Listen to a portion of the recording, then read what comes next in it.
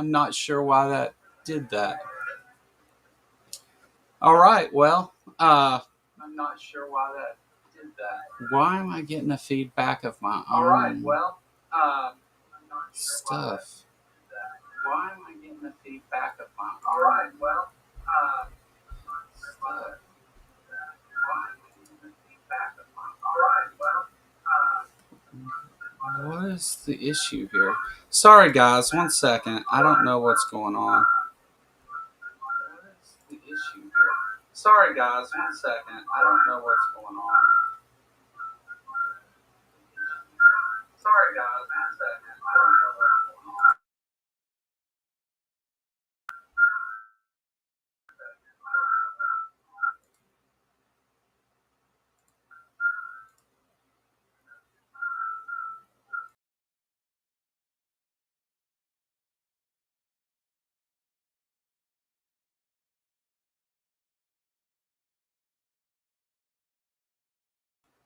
Did that fix the problem?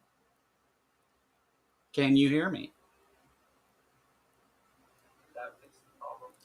No, it didn't. Can you hear me? No, it didn't. I'm not sure why we're having this issue. I'm not sure why we're having it. Is it still echoing now?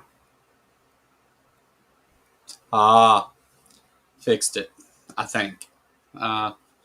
Okay. Happy birthday, Let's Farm. Let's start there. What's up, everybody? I'm Joe, the Kentucky Atheist, as most of you here already know. I know that there's already been a video or two out there talking about some of this Pew Research stuff, but I wanted to kind of go through it and, look at it with you guys again, and maybe some of you didn't see it. And the title of this video, the part about creationists are destroying Christianity, is not part of the Pew Research. That's part of my take on it thing. So just to be clear, but we're going to look through some of that stuff. We're going to read it together. I'll put it up on screen and all that. We won't go through it all. It's rather long, but there's some highlights that I think are worth talking about. I had previously done a video talking about Pew Research stuff in as it related to Kentucky, and a lot of times I bring up some of the stats to do with the rest of the country as well. So I think it's worth updating that, and I figured we might as well do it together. I haven't streamed much lately. I've been there's been a number of things, but I just wasn't feeling it for a while, and then I had a stomach virus too for a minute. So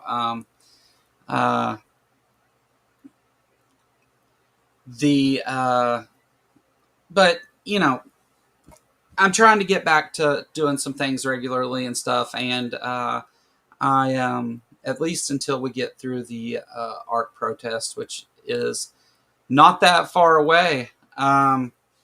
If you're coming here and you're watching this later or whatever, and you're wondering what I'm talking about with artencounterprotest.com or the art protest, let's see, I've got a thing here. There it is. The Ark Encounter protest will take place at the Ark Encounter in Williamstown, Kentucky on July 6th, 2025.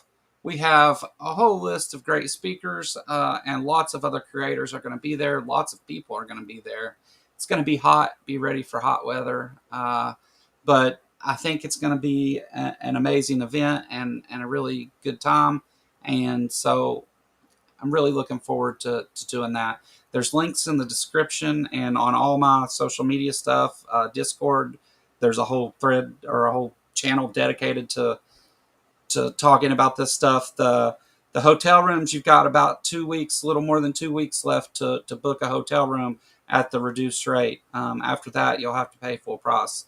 Now, we only set aside so many rooms, but they'll give us more. They're being really cool about it. And whenever you book those hotel rooms, understand the protest is on Sunday. So if you're wanting to stay Sunday night and leave Monday, you might have to change the dates on when you're booking your hotel room. But they will give you that same rate all weekend, 4 or 5, 6 days, whatever, however long you want to stay. Even on the 4th, you can get it at that rate. And if it doesn't give it to you through the link that way, let me know and we'll contact them and get it fixed to where it gives you that rate for as long as you're wanting to stay. But a lot of people talk about reasons why we protest the ARC and all that. There's a number of reasons, and it's different things for different people. But I think the main idea here is there's a separation of church and state issue, and the indoctrination of children, and general misinformation about science, science denial. All those things are part of it. And this will be the 9th anniversary of the Ark Encounter opening and the 7th Ark Encounter protest. There were some issues for a couple of years, 2021, 2022, where they didn't have it. But we're getting that back together and going to do it, and it's going to be great. But anyway, well, it didn't take place last year. So let's see. All right, let me go back to, give me 1 second, because when everything screwed up, I stopped my screen share and everything because I wasn't sure what was causing the problem. You know what was causing the problem? Discord. Even though I wasn't using voice on Discord, it was screwing stuff up. So go figure. But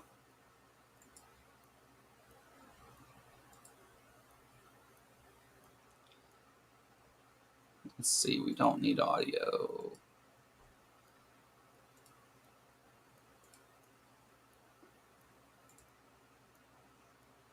All right. You're fine without seeing my face on here while we talk about this, I'm sure. I can put myself on there, but I don't see any need to do that. Besides, you have an article to look at. So, the decline of Christianity in the U.S. has slowed, may have leveled off. This is from Pew Research Center, a really great resource for different studies on a lot of different topics and things. This one's in the religious landscape study. It is a really new study. There had been one that's been out for a few years, and this one is recent. This is dated February 26, 2025.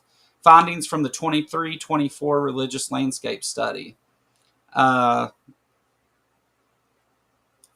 So I'll give you a little bit of the intro here, and then we're going to skip around a little bit, okay? We've got a table of contents over here that tells us everything. I'm not looking at the stream right now, so if you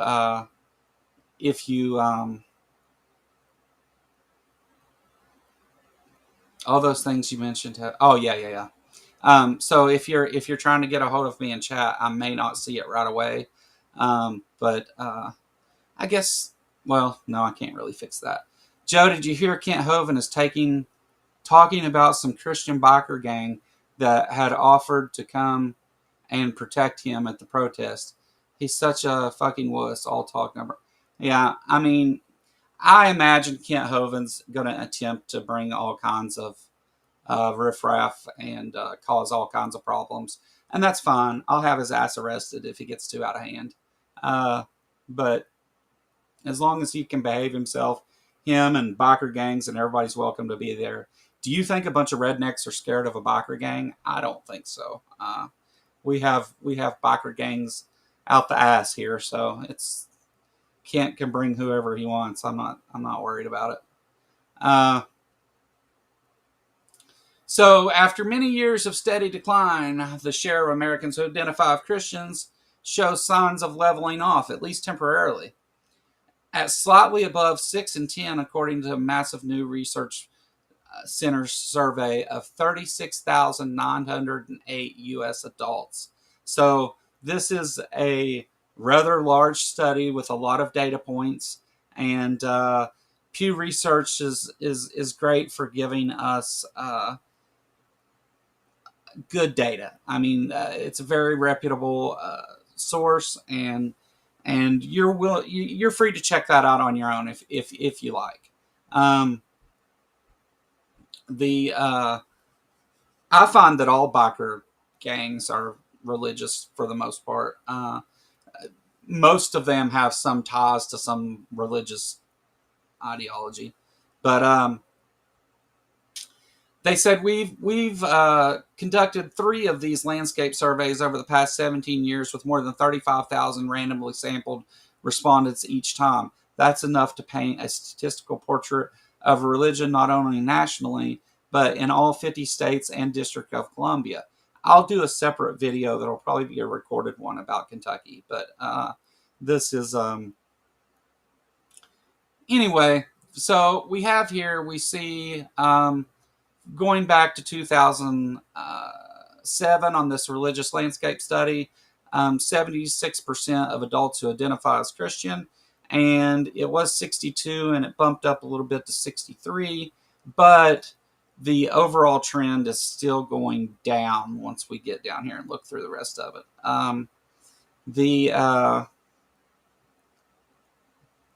This says 7% of U.S. adults now identify with a religion other than Christianity. And it says other non-Christian religions are 2.2%, which is the big one.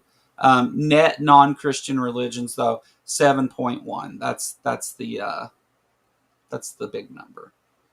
Religiously unaffiliated adults who identify as atheists, agnostics, or nothing in particular, when asked about their religion, account for 29% of the population in the new religious landscape study. The size of the religiously unaffiliated population, which we sometimes call religious nuns, has plateaued in recent years after a long period of sustained growth. Not great news there, but I think you have to consider what the data point is there. That's not people who identify as atheists necessarily. I think that we're all pretty well aware that the atheist movement is still growing. We see that. I say the atheist movement, which isn't really. There is an atheist movement, but the number of atheists still seems to be growing. Maybe not, but that's not really how they measured it here. So, just to be clear. But anyway, rates of prayer, attendance, and religious service are also relatively stable. Though down significantly since 2007, the share of Americans who say they pray daily has consistently held between 44 and 46% since 2021. 44% say they pray at least once a day. Almost half of American adults are talking to their imaginary friend at least once a day. How crazy is that? How crazy does that make you, like, think about the people around you? Like, half the people in the room with you are at some point during the day talking to an imaginary friend. Like they're doing it seriously. Yeah. Spiritual beliefs are widespread. 86% people, 86% believe people have a soul or spirit in addition to their physical body. 86% of people believe in a soul, with absolutely no evidence to suggest that's true, or in fact quite a bit to suggest that it's a construct of the brain and magical thinking. Uh, hey, what's up, Dave? Let me say hi to everybody real quick. Hi, Pinworm, Deviant Outcast, John, Let's Farm. Happy birthday, Let's Farm. I don't know if PC's still here. Tyler, Ember, Poor Claire. Hi, everybody. Thank you for coming and watching. I'd stay on the other side of the room from the dude muttering to himself. Yeah, for sure. Um, Thank you, everybody, for coming and watching. I appreciate it. 83% believe in God or a universal spirit.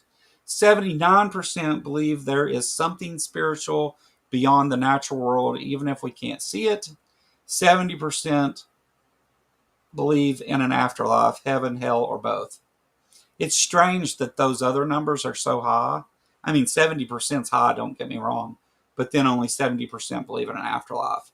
I know not all religious people believe in in an afterlife. If the soul is a construct of the brain, then the Christo-fascists cannot have souls either. Yeah.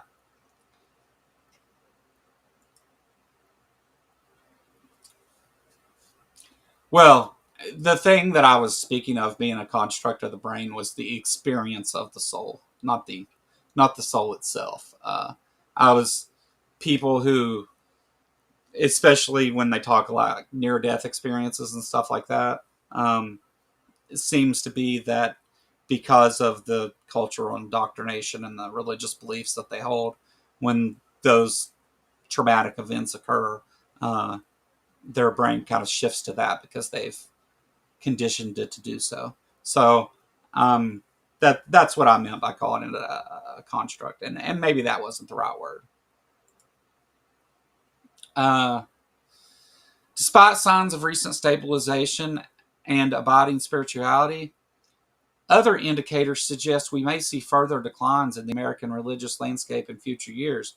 Namely, younger Americans remain far less religious than older adults. For example, the youngest adults in the survey, 18 to 24, are less likely than today's oldest adults, 74 and older, to identify as Christian, 46% versus 80% young versus old. Pray daily, 27 versus 58%. And say they attend religious services at least monthly, 25 versus 49%. So around half across the board on those things. Um, Now, I just had, oh no, I got you, Ember. I got you. But whenever I read it, I had to think about if I used the wrong term or not, because then I was like, wait a minute, maybe that's not the right way to say that. Maybe I'm just trying to sound smart and I'm really not. Um, but the, so I find this really interesting because one of the arguments that was just made to me yesterday when I was arguing with a bunch of locals on my Facebook was that um, religion is growing, Christianity is growing, especially among young people, and there's so many more young people are believing in God and going to church and all that stuff. And I think that this shows that that's could not be further from the truth. And it shows that uh, over time, like whenever they ask this question, when the older people over 70 pass away, these numbers are going to drop dramatically. So that's the real takeaway from this survey that I want you to understand is that although numbers are leveling off currently, that's it's mostly made up of the older generation. And once that generation is gone and starts to die off, as people tend to do with souls or not, um, as they start to go, these numbers are going to drop fast, like really fast. What you're looking at right now, if things can continue in the stability that they're saying that it has, if things continue that way right now, in 20 years, the number will be cut in half. Of course, you're going to have people switching sides and all that, and that stuff's going to happen, but not at a big enough number to really matter. it looks like they're going to lose more than half of their following to old age, which makes me think that the religious nuns and the atheists are a far larger group than they know about, and that maybe maybe they're just not answering these questions, or they're not answering them honestly. I know for a number of years, if even when I was an atheist, and definitely when I was like doubting and was very doubtful of a God, but hadn't yet like came to terms with being an atheist, I know for a long time, if somebody asked me if I was a Christian, I said yes. If they asked me if I believed in God, I said yes, just to not have an argument. And I felt like I was, especially where I live, I felt like I was doing something wrong by admitting to that. And it wasn't until a little further down the road that I realized that it's not me doing something wrong. It's wrong that I feel like I'm doing something wrong by answering that. I shouldn't be ashamed of not believing in the extraordinary claims and ridiculous claims of magical thinking. So, but nonetheless, it was a it was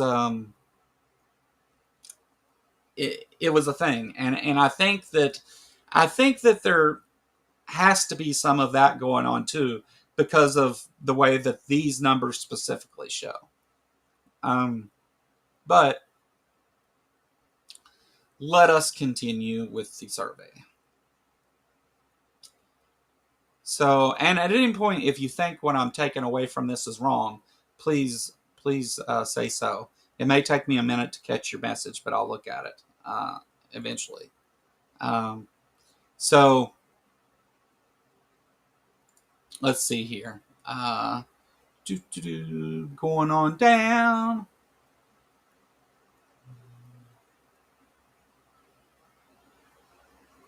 That's about people praying daily. I don't really care so much about that.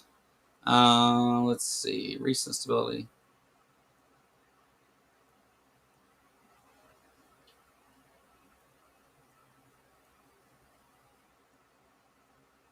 Okay, yeah. In the U.S., young adults are far less traditionally religious than older adults. And here it breaks down age groups throughout uh, different years. So you see that as we get down to, you can see which way it's trending. So we on Praise Daily attends religious services, believes in God with absolute certainty, and identifies as Christian. All those numbers among 74 plus are very high.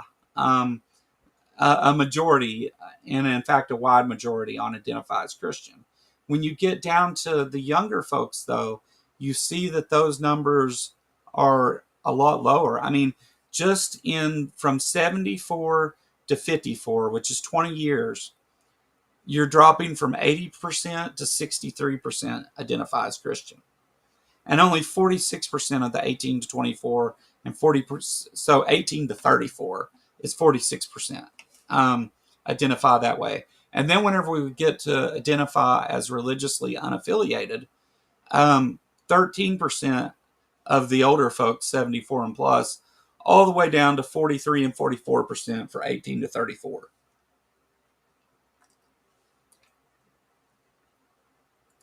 So you can see that these numbers are definitely trending in the direction of this seems to be going away.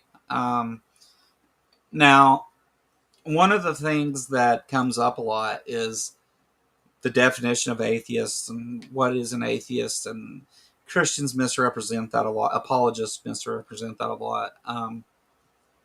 But it doesn't matter, because here's the numbers. And people who are unaffiliated with religion and don't have a belief are making up larger and larger numbers over time, and it continues to go in that direction. And while you have the last two groups, the 18 to 24 and 24 to 34, it has stabilized among those groups. But the number that it has stabilized at is half the amount of the older folks. So it's still, that means that there's a part you have to take into consideration here.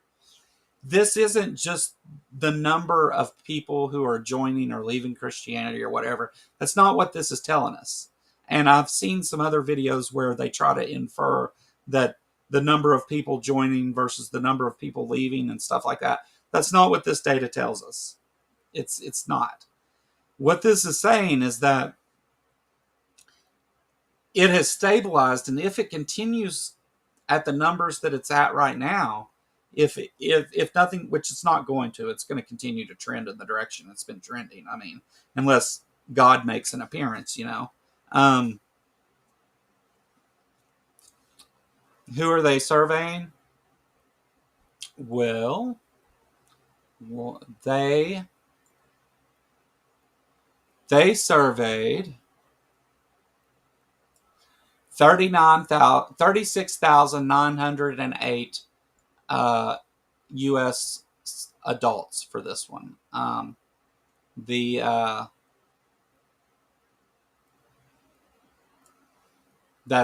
was just U.S. Adults in America, and I've never been asked to do one for Pew either. And 36,000 isn't a huge number, but I mean, it's a good survey sample size for what they're doing. Obviously, there's millions of people they could ask, but U.S. adults in these different categories. So this is just among adults in the U.S. I think you would see drastically different numbers in some different countries, going both directions for that matter, and different for different religions too. As we know, Islam continues to grow. Share of U.S. adults identifying as Christian is down since 2007, but has held steady in recent years.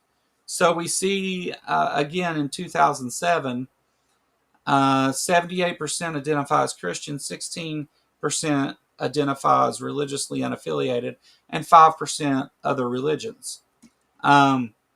The religiously unaffiliated has almost doubled, while the ones that identify as Christian has dropped from 78 to 63. It was 62 in the last survey and 63 in this one. But again, I imagine I'll have to look for it, but I would imagine that the margin of error is more than plus or minus 1. So there's that. Hold on here. I've seen that. Wait, that's not the one. Oh, hold on. Let me go back and chat here real quick. Poor Claire celebrates 6 months of sponsorship. What time is the protest? Are there other events? The protest will be on July 6th. It's a Sunday. We will start at about 11 and go on till probably around 3 o'clock or so, 3, 4, something like that. You don't have to stay for the whole thing. It will be hot out.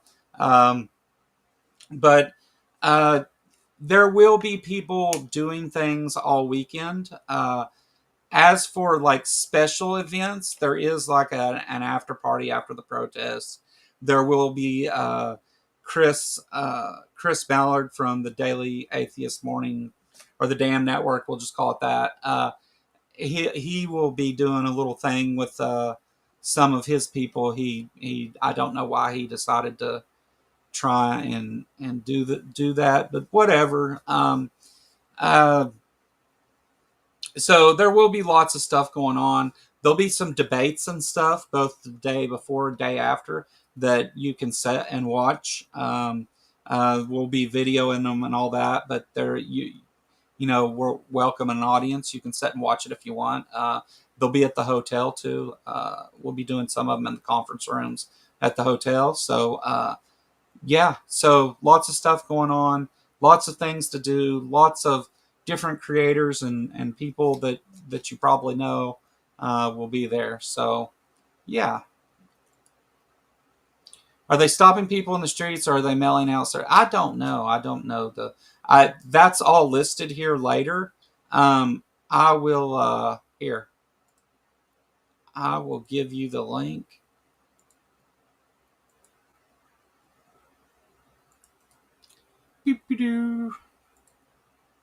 I will give you the link. There it is to the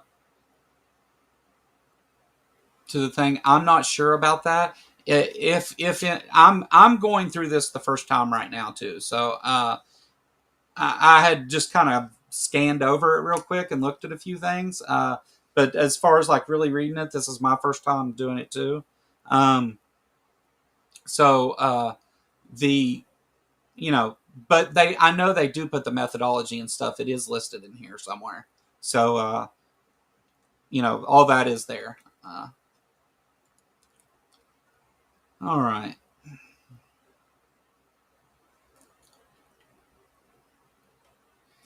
Changes are much more pronounced among ideological liberals than conservatives. Today, 37% of self described liberals identify with Christianity, down from 62% in 2007, a 25-point decline. Meanwhile, 51% of liberals now say they have no religion, up from 27% in 2007, a 24-point increase. There are now more religious nuns than Christians among liberals, a reversal since 2007. Isn't that amazing? Isn't that awesome? Did everybody follow what I was? Let me make this bigger so you can see it too. Sorry, guys. I'm not looking at the screen, so I don't. Uh, how do I do it with this? Where does it not have a freaking? Oh, there it is. That's a shitty way to do it. All right, let's see. Is that better on here? Yeah, that's better. All right. So yeah, let me go through that.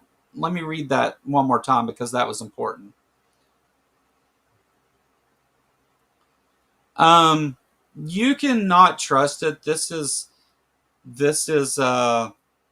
one of the most reputable sources for this kind of information there is. Pew Research um, does these all the time, and again, the methodology is all listed here, so you're free to check that out. You don't have to accept it, but it's a pretty good picture of.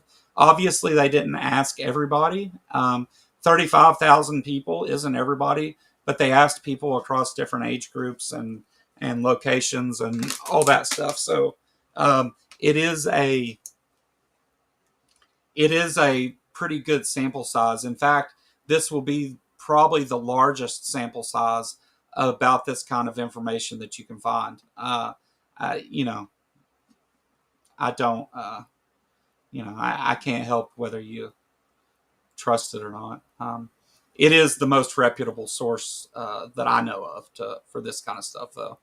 Um, All right. So there are fewer Christians and more nuns among conservatives, but changes in the religious composition of conservatives have been much less pronounced than among liberals. And a large majority of conservatives continue to identify with Christianity. These changes within ideological categories resemble long term trends within political parties. A prior Pew Research Center analysis shows that both Republicans and Democrats include fewer Christians and more religious nuns today than they did a decade or more ago. But the decline of Christianity and the rise of religious nuns has been much more pronounced among Democrats than Republicans. And here we go to break that down among political liberals versus conservatives, which is the thing I just read to you. I'm not going to go through it all. Um, Long term trends of religious identification within Christianity, again, those numbers decline drastically. Um, uh, What we got here? Now, from Pew, I can remember, but for serious variants of the same apps limit, they usually span multiple topics like religious belief, your media habits, consumer, etc. Authors. Here's a playlist from Pew where they explain their methods for non-experts. Yeah. Again, all of that methodology is listed in the link I posted. This article has all of that there. It's they. I imagine it's at the end of it, but every one of these that I've looked at, it tells they're very transparent about it. So I find it really odd to be giving a reputable source and having people be like, I don't trust that information. Like, I mean, I don't think you have to, and I'm not in any way suggesting that. I just find it really weird to, of all the shitty sources and things that people give, to give one that does give its methodology and stuff. Did you say whether they differentiated between converts and people born into the religion? That's a different survey. I did a video. I'll get that information for you, Aunt Jer. I did a video where I talked about cultural Christianity, and like not in the sense that like Dawkins and people say it. I like how people are born in particular cultures, and there's a big sociological study that I covered about that. I'll get those links for you though, because there is a study that does that. It's not this one though, but it's also from Pew, so I don't know if you want it or not. But evangelical Protestants now account for 23% of all U.S. adults, down from 26 in 2007. Mainline Protestants stand at 11, down from 18. And members of historically black Protestant churches make up 5% of U.S. adults, and that's down from 7 in 2007. So all these numbers are down. No, I'm not, and I'm not giving you shit, Aunt Jarrett. All I'm trying to tell you is that the methodology is listed here. They do give you that. So it's, and I get that there's like this, there's a split between whenever we look at a survey like this and we look at these numbers, and I have been asked to participate in national surveys before, just not for Pew that I know of. But so now you do. The I don't care, John. Yeah. So the thing that I want you to understand, Aunt Jer, is you don't have to trust what I'm saying about this, because I'm definitely giving you my takeaway from it. The data is what the data is among 35,900 adults in America, and their methodology for picking those adults is given. So if you want to check that out and stuff, you can, because there may be, like I said, what you asked about the people who are culturally born into Christianity. There is a different survey for that, because the methodology to do that needs to be specific.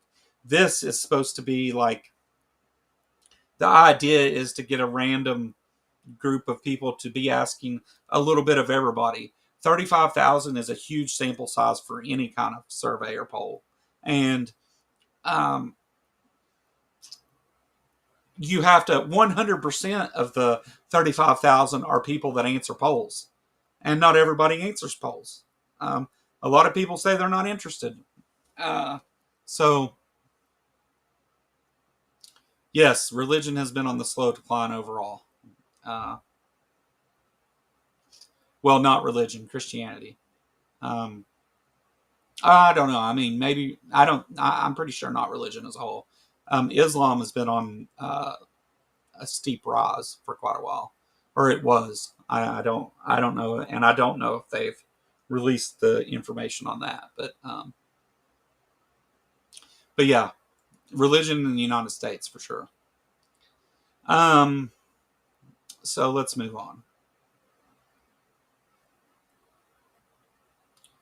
So here they do have Protestant denominational families, which partially answers what you were asking, Aunt Chair. Um, I'm not really going to go over all that because it's not really relevant. Um, the Southern Baptist Convention, which Pew Research Center recognizes as part of the evangelical Protestant tradition, remains the nation's single largest Protestant denomination.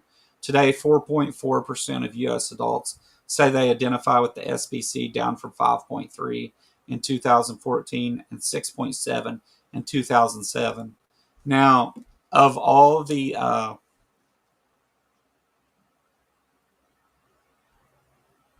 yeah, yeah, no, I understand that. But I mean, it's not actually like that though. In so you're right about the Nielsen thing. They'll say X millions of people, whatever. Um, this very clearly tells you that it's the percentage of the people they asked, and that the people they asked are a sample size of U.S. American adults. So this isn't claiming to be everybody or whatever.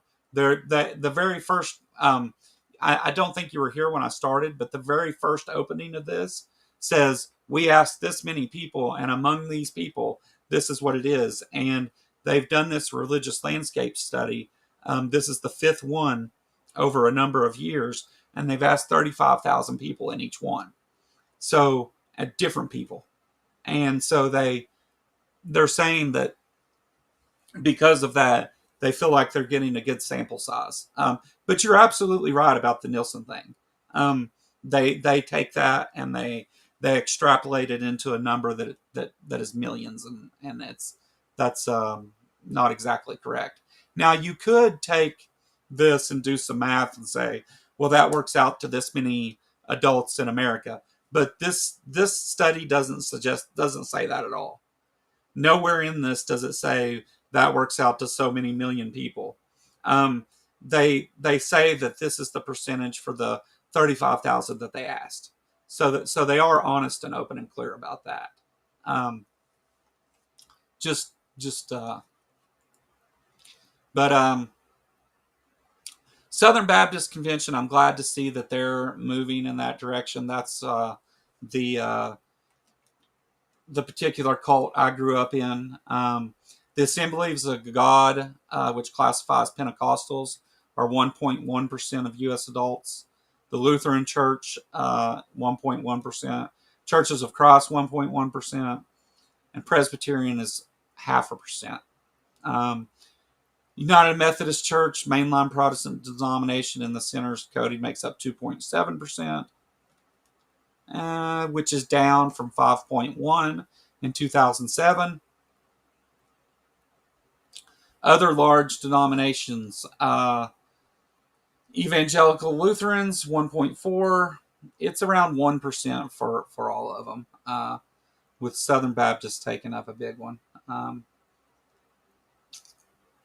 National Baptist Convention, a denomination of the historically black Protestant tradition, was named by 1% of survey respondents. See, like right there, it just says survey respondents. It's not trying to tell you that it's all the others. You grew up in Assemblies of God denomination? Cool.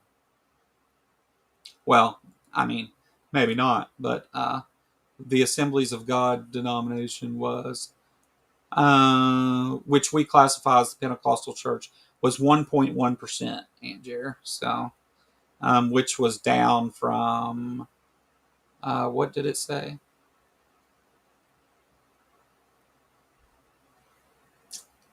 I know I read it just a minute ago. Anyway, moving on. The you've got about from 0.7 to 0.3, hovering right around 0.5% for the historically black Protestant tradition. It's so weird to say it that way. That doesn't sound right. But a look at the largest Protestant denominations. That's kind of what we just talked about. Identifying with religions other than Christianity, which 1.7. Oh, yeah, it was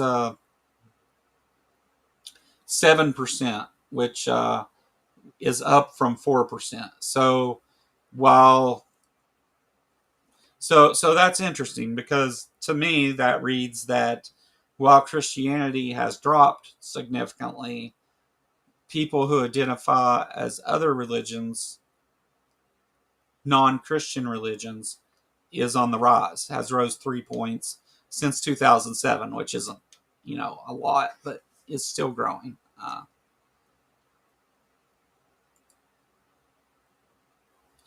Religious affiliation of U.S. immigrants. 14% of U.S. adults who were born outside the country identify with religions other than Christianity, including 4% of U.S. immigrants who are Muslim, 4% are Hindu, 3% who are Buddhists. That's interesting. Most immigrants to the U.S. who are born in other parts of the Americas are Christian, 72%, including 45% are Catholic. Among immigrants from Europe, 57% are Christian, 88 identify with other religions, 34 are religiously unaffiliated. That's similar numbers. Asian Pacific, we don't care about. Don't care about those numbers for these purposes, is what I mean. Among U.S. immigrants, 58% are Christian, 14% identify with other religions. More broadly, the survey finds that the long-term decline in Christianity and growth of the religiously unaffiliated population is evident among immigrants, second-generation respondents, people who were born in the U.S. but had at least one parent born elsewhere. That's interesting. Long-term decline of Christianity and affiliated immigrants. Race is in religious groups and congregations. Like the U.S. public as a whole, both Christians and religious nuns have experienced a decline in the shares who are white. Among Christians, the new survey, 61% are white and non-Hispanic, 18% Hispanic, 13% non-Hispanic black, 4% describe themselves as multiracial or in another way, and 3% are non-Hispanic Asian. In 2007, those numbers were 70 for white, so it's down quite a bit. 13 for Hispanic, so that went up 5%. Non-Hispanic black went up or dropped 1%, and 3% is down. And that doesn't make sense, I don't think, but okay. Trends in the racial composition. There it is in picture form for you. In the new survey, 92% of respondents in the historically black Protestant tradition are black themselves, while 4% are black themselves. Oh, okay, yeah. While 4% are Hispanic and 3% are white. And here we break down all those numbers of the different races, and we can still, it's even though that number, I mean, you drop the number from 70 to 61%, and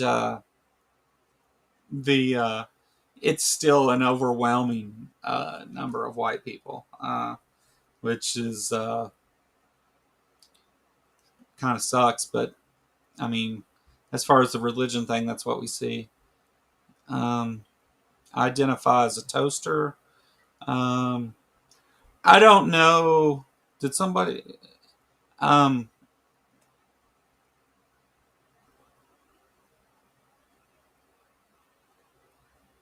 Goth Peter Pan.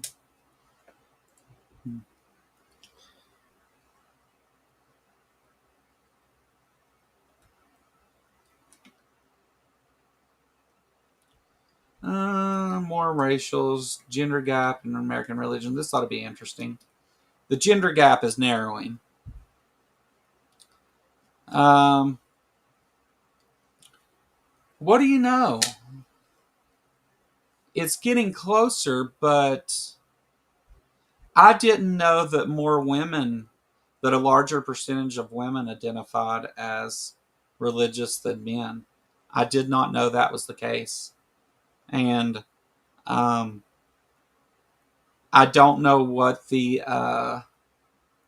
let's see if it says here what the margin of error is on this. Um,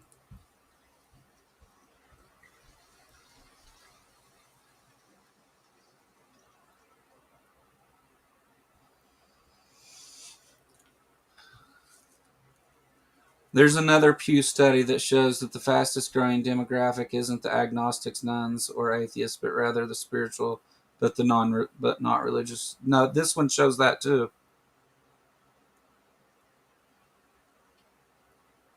Oh, I see what you're saying. Those that believe but don't go to church. That's not the same as non-religious, though. Um, that's not what you said in the previous thing.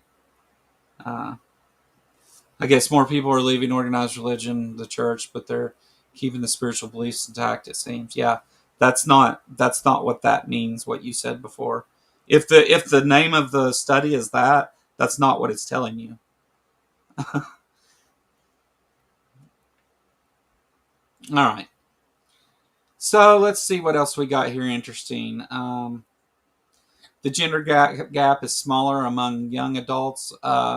Still, a larger percentage of women than men. Religion in childhood and adults. They didn't ask children, so I don't really care what they have to say about that. Um, Asking adults what children are doesn't tell me anything. Um,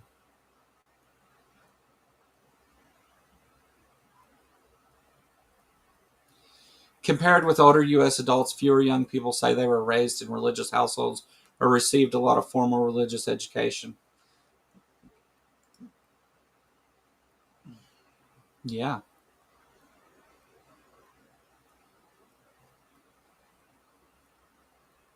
Well, okay, so what else could spiritual but not religious mean then? Well, okay, so spiritual doesn't mean religious.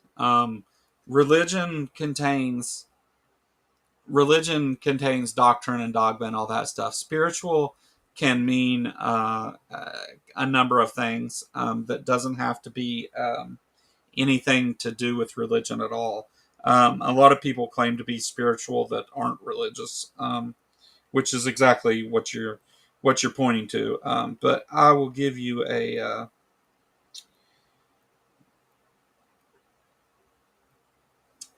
spiritual can be things that are supernatural that are not religious. So yeah, but religion. So that, I'm trying to think how to explain this. Spiritual doesn't necessarily mean that they identify with a particular religion, or that they even believe in God. There's lots of people who claim like Jevon from over at Occult Examiner, not a Christian, not a God believer, but believes in the spirit and stuff, and does um, tarot readings and a lot of other stuff, and talks about getting in touch with her spiritual self and those type of things, but doesn't hold a religious belief at all. So quite quite different things. Yeah, yeah, no, I agree. It's not a helpful categorization. What you said, Aunt Jarrett, it's not helpful. You're right. I agree with that. I think that I think that too many people don't understand the difference in those things, like what we just had to talk about. Dade's here though, so it'll all be okay.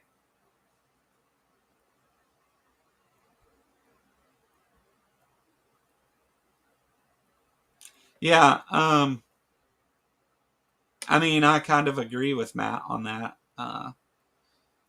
I don't hate it though, but I do think spiritual is one of those words that people use that means whatever they want it to mean. Um,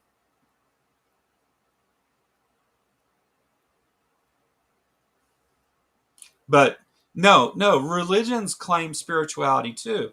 That's the thing with religions. Religions claim that your spirituality is due to this particular religion, right?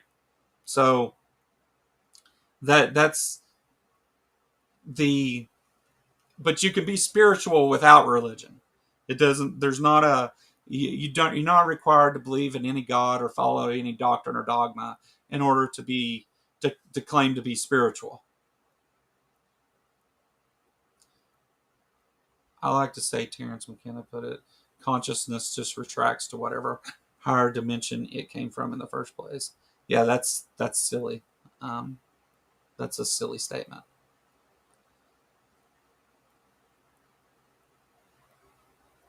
Yeah, spirituality is woo, for sure. Um, Let me give you a definition of spirituality is the quality of being attracted to or concerned with religious questions and values broadly conceived. Although the term is loosely defined, it may mean different things in different contexts. That's what Wikipedia says. Uh,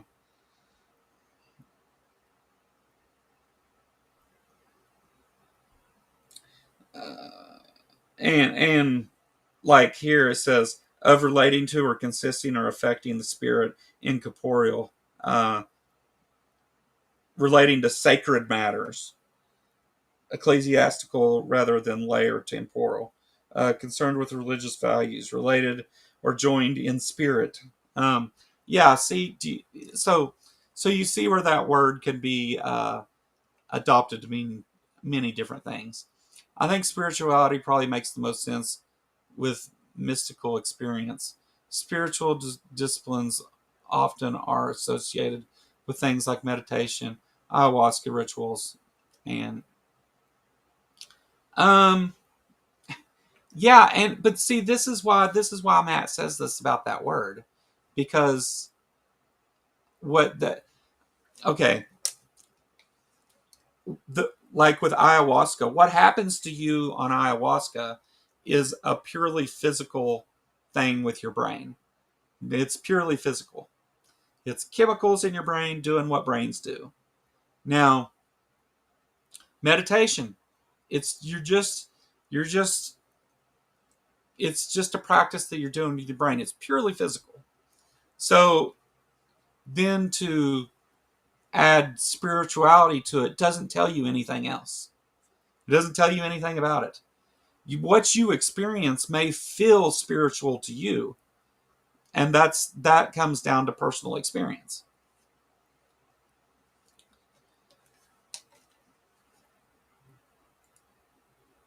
All right, let's see. Do we got any more good stuff here? How sticky is religious upbringing? I don't want to know about that. If you're a Catholic, it's probably very sticky. Um, that wasn't a funny joke. I shouldn't have told that one. Uh,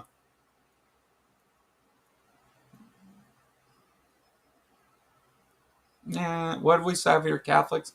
Religious intermarriage. Married Protestants have non-Protestant spouse. 25% of married Catholics have non-Catholic spouse. Well, they're all going to hell. Um, all right, guys, I'll stop with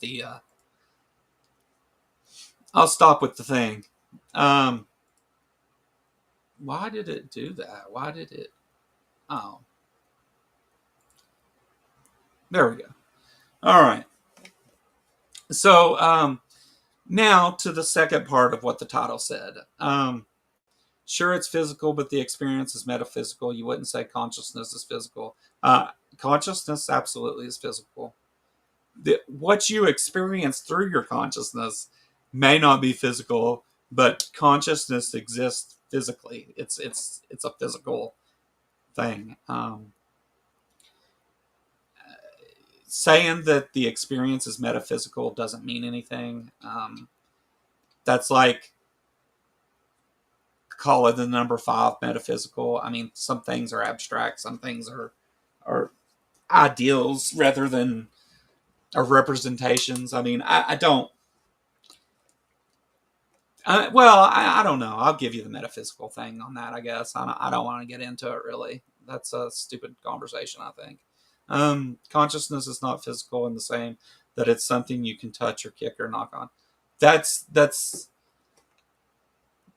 okay. So, yes, but again, that's why I'm giving you the metaphysical thing on it, because the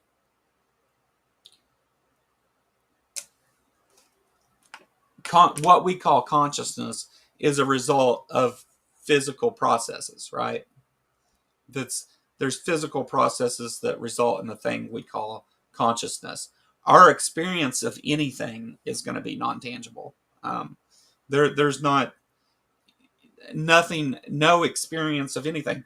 Even if you experience a car, your experience of that car is not a tangible thing, because experiences are not physical things.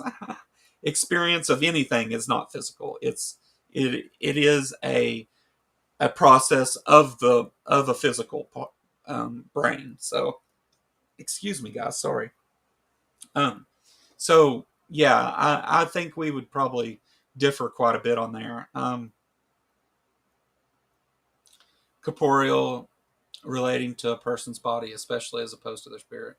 I suppose it depends on your vantage point. No, I don't think it does. I think it. I think it depends on.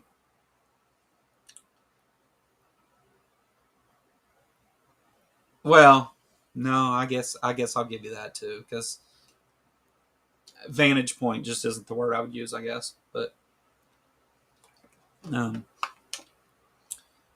there is there is an objective truth in there, though. So I don't know that it matters.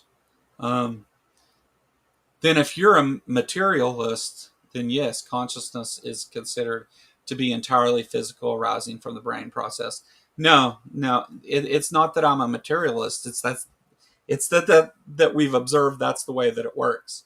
While we don't fully understand every aspect of consciousness or why exactly it arose or whatever, we know that when your brain doesn't work, you're not conscious, and when it does, you are. And no amount of anything else is going to change that. So it is a product of the brain. The mind, which is the thing that you're trying to point to, is just a byproduct of the processes of your brain. I don't know that there's any way to. You can suggest otherwise, you can believe otherwise, but the evidence would support that. Um, Methodological naturalist, yeah, that would be closer to what I would suggest as well. But you know, kind of like consciousness, it's there, just can't prove it. Electrical impulses, yeah. You can. So, for example, dark matter is a thing that we don't know exactly what it is. We don't understand every bit of it, but we know there's something there and it's having this effect, right? And that something that's there is a physical thing because of the laws of physics and gravity and how all that works, right? So there is a thing that is doing this activity that we're seeing, right? Now, we can't point to and say that thing is dark matter and these are its qualities, right? We can't do that, but we do know that it has this effect. And it's the same thing with the brain. We know that the brain is the has the product, which is our mind and consciousness. Um, we know that you can't have it without a functioning brain. So, and even under some circumstances with one. So they can affect your consciousness and your experience and all that stuff by messing with your brain a little bit. No, it's not a materialist assumption, it's a scientific consensus. Big difference.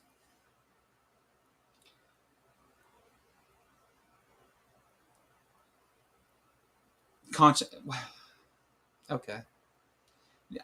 Consciousness is generated by the brain. Um, so here's the thing. If you want to suggest that consciousness is something other than the brain, then it would have to be a a lesser it would still have to be a lesser physical thing than the brain. Um, you're just you're just taking away from what it is by doing that.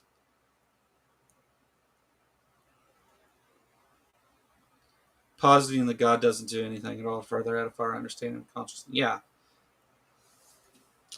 Although God hadn't really came into that yet, I kind of felt like, you know, we were kind of on that page. That's a argument that Eric Hernandez made against Matt Dillahunty in a church somewhere once, uh, and got destroyed. I suggest watching that. It was a good one. Uh,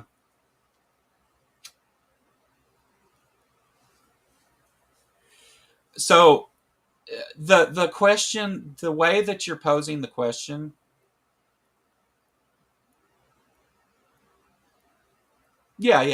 yeah, no, and I agree with you there. Nothing in science is considered established fact in the way that you're pointing to it. Nothing like that is. The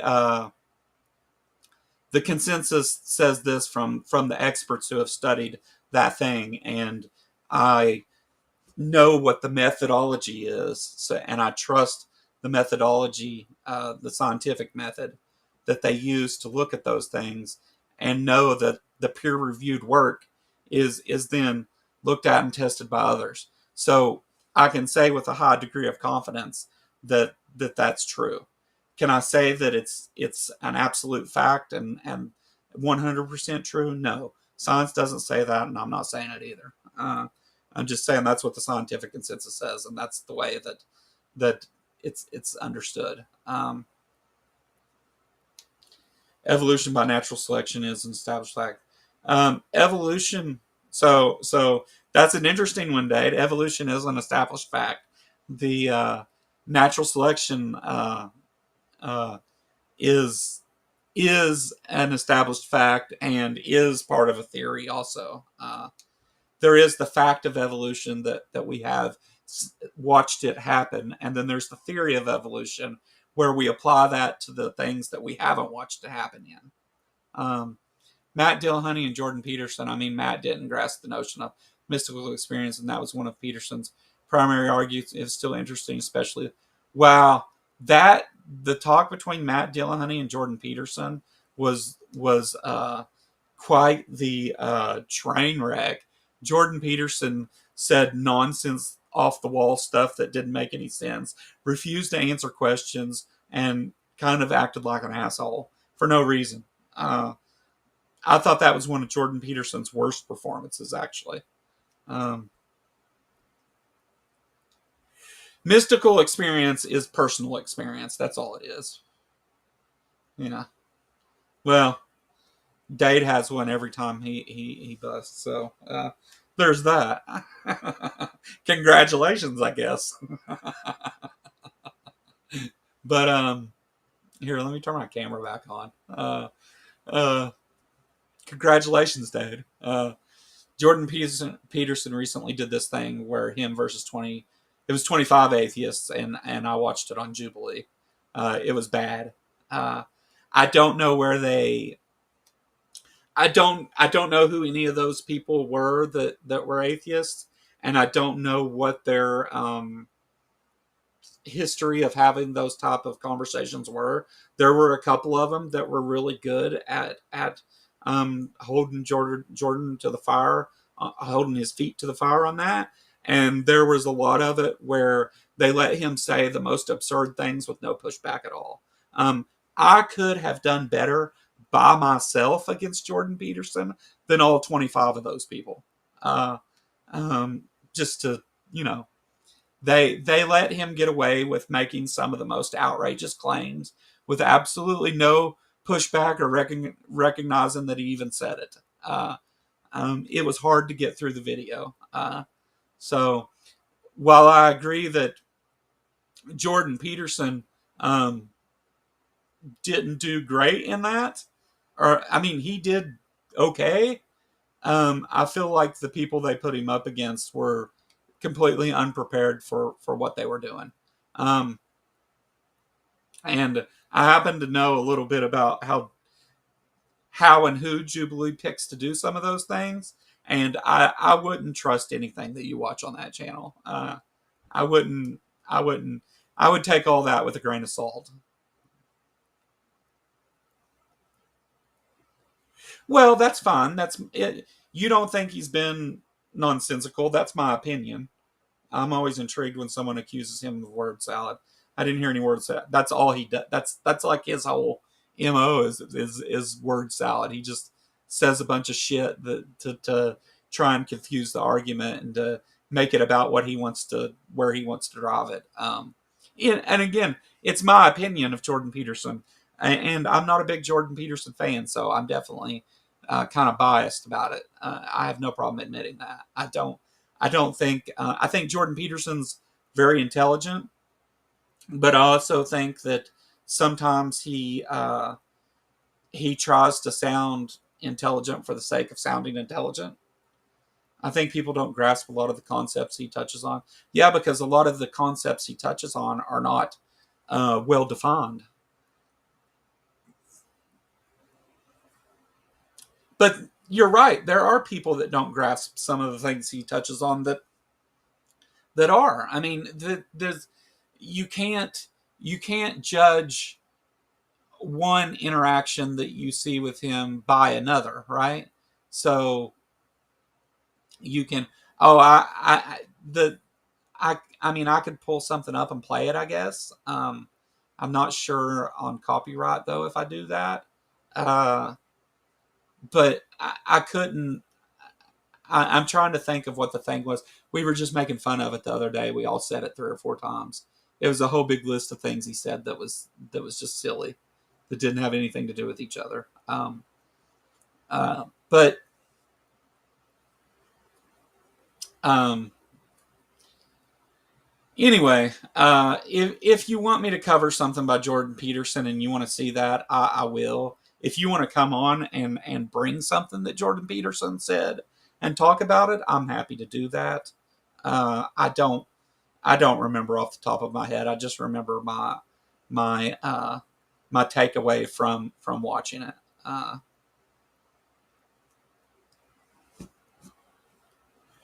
Jordan Peterson uses a lot of. I think that Jordan Peterson gets hung up on a particular, especially culture war issues a lot, and he'll be having a conversation about something else, and he'll use when we talk about the word salad stuff.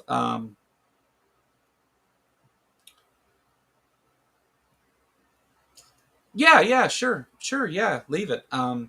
Leave it, and I will. We can talk about it. Yeah, I'm okay with that. You send me what you think Jordan Peterson's best take on some particular subject is, and I'll tell you what I think about it. And what I think about it doesn't really matter, right? I mean, um, it's just what I think. But I'll give you my honest takeaway from it. And let's see. Jordan Peterson uses academic languages for the sake of using. Yeah, that's what I was saying. He tries to use a lot of. He throws a lot of terminology out there to end up leading back to whatever culture war thing he's wanting to bitch about at the time. Um, or and in the he's not so bad about that and talks about religion though. I'll give you that. And I'm not. Jordan Peterson. He's got particular credentials and is technically a professor and um, uh, you know, uh, yeah, yeah, that right there, Reverend Walt. Atheist makes a relevant point. Peterson, did you read Bluesky? I don't even know how to pronounce that, but that would be something that he would do. And then whenever you say, well, no, I didn't read that because, well, if you haven't read that, then how can you give us a full account of it? Um, during the Jubilee thing, I'll point to something that I remember. Jordan Peterson said, and he said that he thinks that atheists are denying a God that they haven't tried to understand or don't understand. I forget it. I'm paraphrasing, of course. And the they said to him, well, what you're doing there is kind of like a no true Scotsman, where you're saying that you know more about my education and experience with those things than I do. Um, and and they were right. But he tried to take that and still turn it around into, well, because you're not looking at it the way that I am, then you aren't you aren't getting the full picture.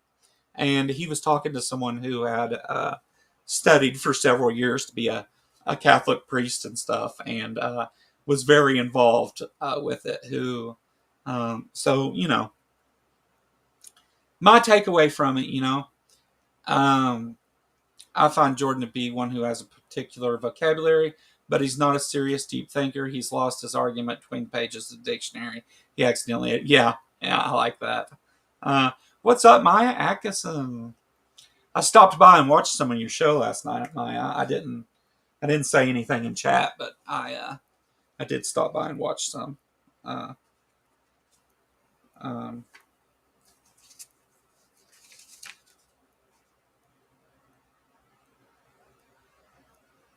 oh, okay.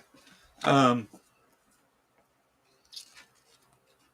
let me. I've got a book here, and I will. Let me see if it's got.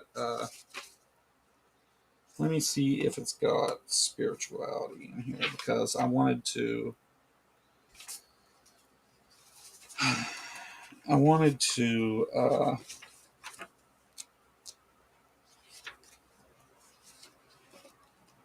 I wanted to give you another take on that. Spirituality 138. Just a second here. So the book that I am referencing right now is one of my favorite books for what I do here. This book is called, and it's well, you can't see it, but this book is written by a guy named Dan Dorson, and it's called Addicted to BS: Bigfoot, UFOs, Levitation, Leprechauns, Skinwalkers, Hell Therapy, Indigo Children, Tarot Cards. This is a reference book of various religions and cryptids and different beliefs and lots of pseudoscience stuff. And this is just like it gives a brief explanation of that thing and some examples of it and stuff. And so it has a section here on spirituality, and I had just recently read this, and so let me find the page and quote something for you here. Dan Dorson, I'm sure none of you have heard of him. He's from West Virginia, and whenever I started my channel early on, he found it, and he sent me this book for free in the mail. And it is an awesome book. It has, like, if somebody's talking about Mothman, for example, and you need a real quick overview of what that is and stuff. Um, it's it is it's quite helpful. All right, let me find this real quick. 1 second, guys. Secular Christians, Catholicism.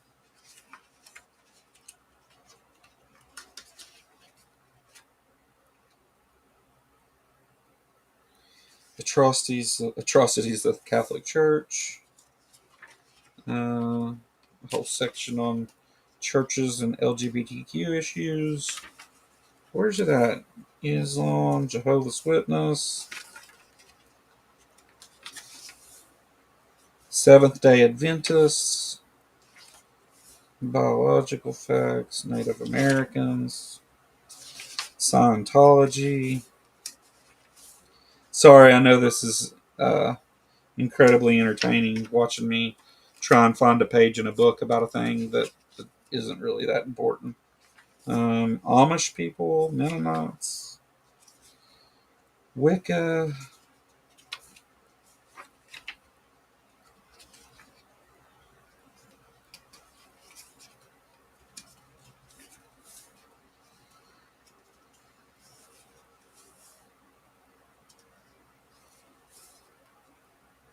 All right, I'm sorry, I can't find it right now.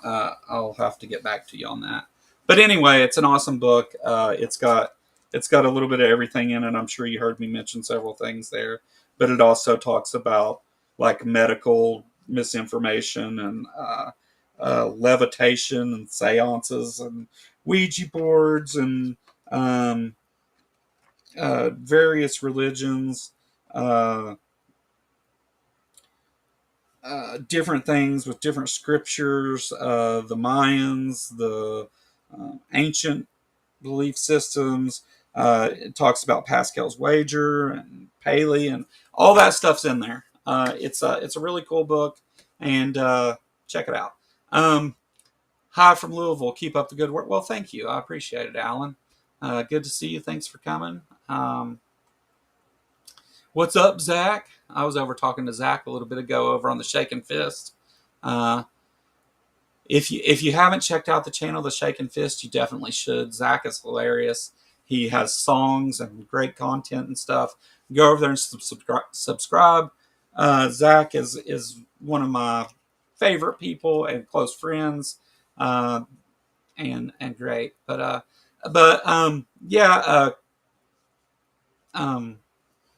Coffee. Send me a message afterwards and we'll talk about some of that stuff. I need to reference some of the things that we're talking about in order to have the conversation. And I can't really do that on the fly. So now that we're up over 20 folks here, since it looks like some other things must have let out, let me run over some Ark Encounter protest stuff real quick for everybody that's here. That way you guys can get the information. If you need to get it to others, you can, or whatever. Just take a minute. Please don't go away while I tell you. So the Ark Encounter protest is an event in Williamstown, Kentucky that will take place on July 6th. And we have a number of speakers lined up. We'll be doing things all weekend. If you don't know what the Ark Encounter is, you maybe start there. There's a video about it on my channel. But we're going to have a great time. We're going to have a lot of great speakers. We're going to have a lot of great people there.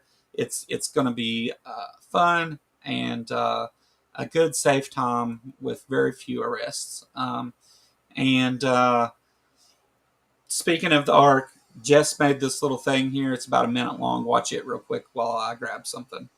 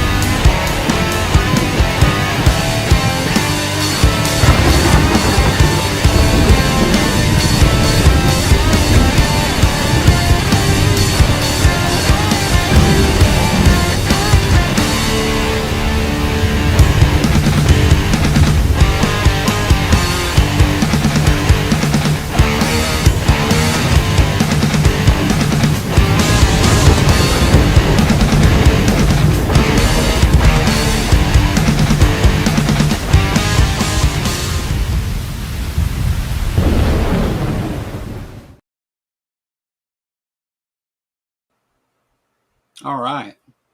Sorry, I had to fix everything there for a minute. It tried to do things it wasn't supposed to. I don't know why, but I've had some problems today streaming. It's been a while since I'm with Godless Granny last week, but haven't been doing much streaming lately. Been a lot going on, but anyway, let's see. What else do we got here? There's no such thing as sophisticated understanding of God. There's only self delusion. Yeah. I think one of the interesting, if you're one of the interesting things about God and people's interpretation or belief in God is that I find it really interesting that each person defines God into existence their own way. Um, Everybody weighs out which attributes of God are more and less important, and all that. And uh, the I think that that's very telling about all the people that claim that they know God and they experience God, but yet they all define God in a different way. So when you say what is God to 1,000 people, you're going to get 1,000 answers. Um, you might get a couple people that generally give the same answer, but overall they're going to.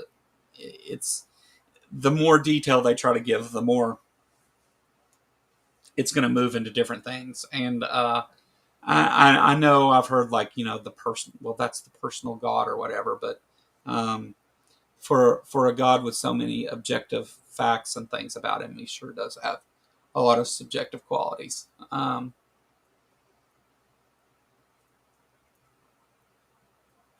Pantheism. Oh, not to be confused with pantheism. Sorry. I thought we were going to talk about pantheism. I think that's an interesting one. Believing in anything is a nonsensical. Yeah. Um, I could just be quiet and watch you guys go. I don't believe in God or hell or Satan. Looked for him 22 years, no evidence. But a bunch of idiots acting like they got some kind of Holy Spirit. Be married to it. Yeah. Yeah. Southern Pentecostal for 12 years. Works in mysterious ways. Yeah.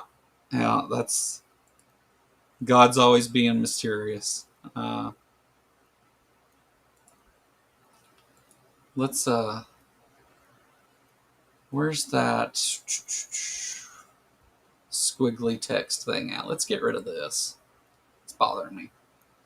Joe likes to watch. I only believe in assholes. Well, I've seen assholes. Um, all right. Anyway, all right, guys. I'm not going to keep you around here just rambling on about nothing. I uh, I'm going to get out of here and let you guys continue your Memorial Day. Happy Memorial Day, everyone. I appreciate you coming and hanging out and listening to me talk about some Pew statistics and stuff. Oh, hold on. Wait a minute. Back up.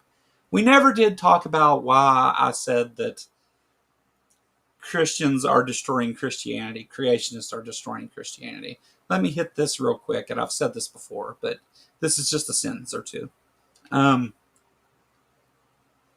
so I think that whenever you look at the research that we looked at today, I think that it points to, or it supports. It doesn't point to. It supports what I've said before. Is that in today's uh, in the current era, modern world. I don't know how to put that. In reality, people have the ability to have information at their fingertips in their pocket. Pretty much an unlimited amount of information. Not an actual unlimited amount, but the and so with creationism especially, creationism makes such absurd claims that it triggers people's curiosity to want to know if that's true. And before the information age, people who um, were told crazy things by the preachers and the church and everything else felt like they had no choice but to believe those things. Felt like this person is someone special who's telling me these things and they know the truth. And now, though, whenever that curiosity is triggered, they have the ability to check the things that are being said. They have the ability to go and verify the claim that you're making, or at the very least, with some religious claims, because they are unfalsifiable, they have the ability to go see what other people think, what much smarter people think about it, what much more experienced people think about it, what people of different backgrounds, cultures, and everything in between think about it. And they're able to get a bigger picture of it and to see multiple perspectives and to get objective facts in place of religious doctrine.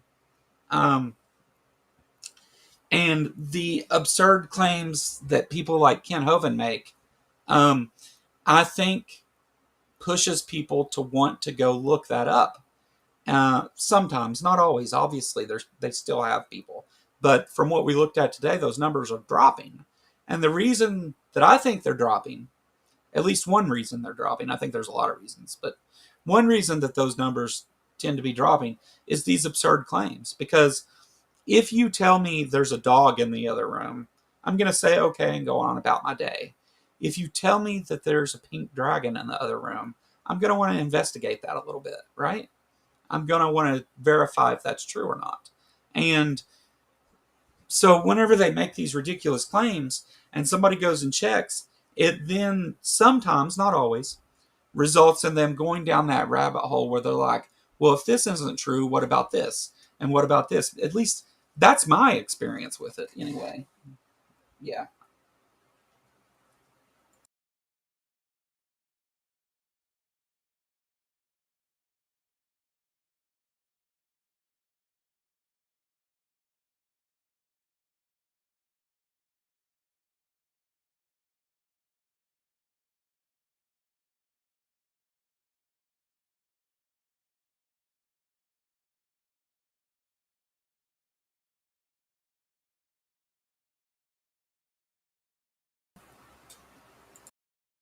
Sorry, guys, 1 second.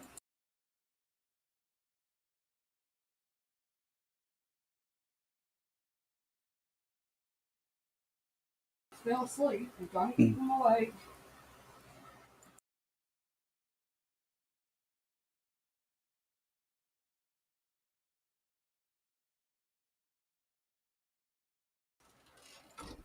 All right. Sorry about that, guys.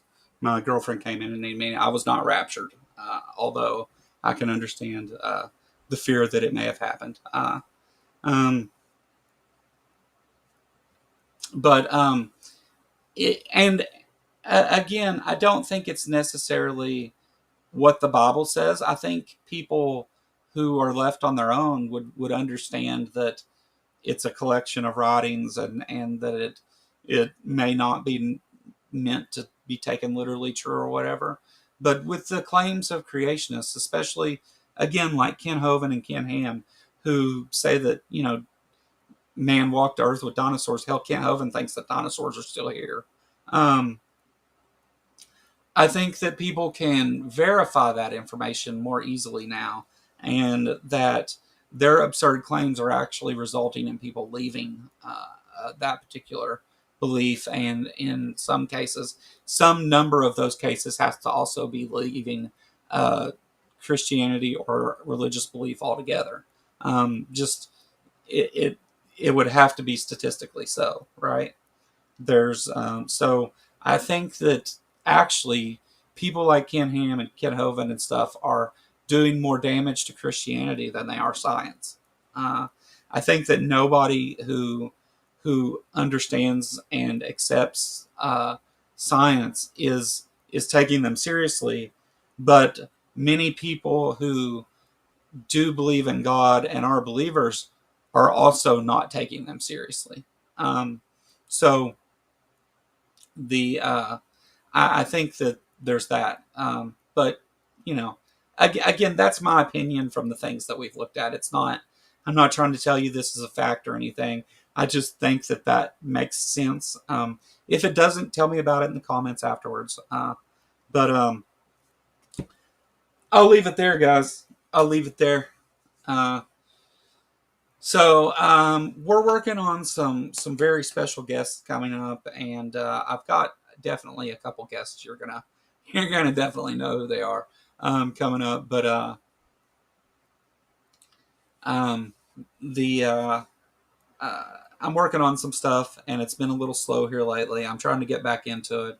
I deal with a lot of depression and stuff, and I just haven't. I just didn't want to do it. I just didn't feel like talking to anybody or doing anything for a while. And then I had a stomach virus, and uh, it's just been that way. So there's that. But I'll be doing more stuff now. I'm getting my shit back together and stuff, and not being crazy anymore. So I'll get back to it. And as far as any major decisions concerning the channel or anything, that'll be whatever I decide will be done after the art protest. So, um, but I do appreciate the people that come and watch and support the channel and stuff, and all you guys that are members and stuff. I'll do a members stream here in a couple days. Um, what do you think of Derek Lambert's renouncing his atheism? I thought Derek Lambert was an asshat before that, so, and I've said so. You know, uh,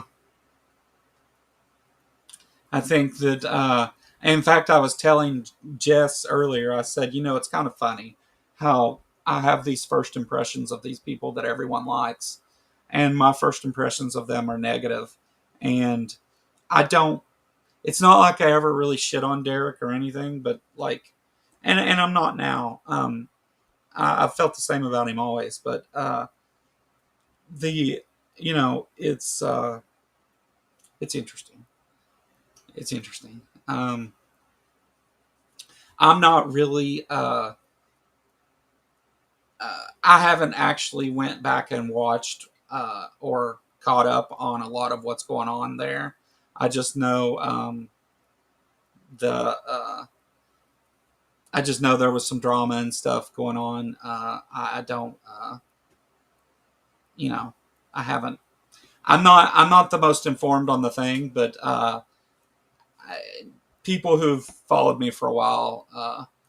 I'll just tell the story. I tried to talk to Derek a while back because Derek and I have some similar experiences and stuff with specific drugs and history and how getting into like researching things and doing other stuff um, has is one of the ways that we cope with that and have found our way out of it. And so I wanted to talk with Derek about those experiences and stuff, even if not on video. I just was trying to reach out to him to talk because he has content about that if you go back far enough, and him and his brother both. And so I was trying to talk to him about it, and he asked for a link to my channel whenever I initially talked to him.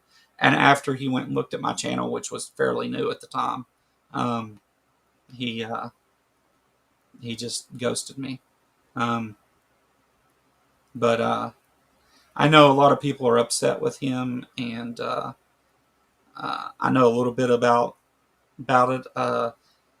In fact, during the height of it, whenever it was going on, at least on Discord, people were trying to get me to come join in some kind of conversation, and I wasn't interested.